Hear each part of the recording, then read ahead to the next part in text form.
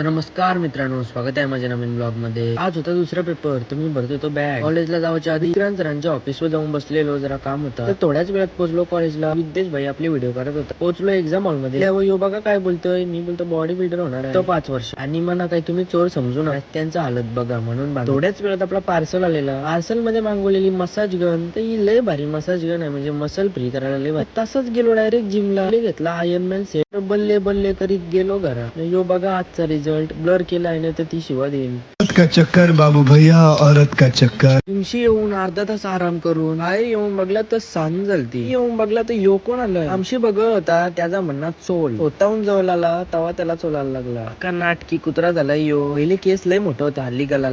तर मित्रांनो, रातचं 12:30 वाजलं. अभ्यास करता करताना माझा डोला परत सुजला. आता उद्या जावं लागेल डॉक्टर, तवाच तो बरा होईल. नुसता डोला सुचतोय. हे बघा किती वाजलं, बघा 12:30 वाजलं. अभ्यास चालू आहे. क्या अभ्यास नाही थांबला पाहिजे बाई, 100% मार्क पाहिजे.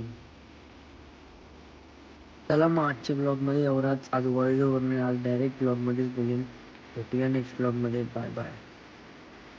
आणि आता थोड्याच दिवसांनी मोठं ब्लॉग चालू करणार आहे. व्ह्यूज येऊ दे किंवा नको येऊ दे, स्वतःचे स्वतः टाकीन. आलं तर आलं, व्ह्यूज नाही आलं तर नाही आलं, टाकायचं काम करायचं.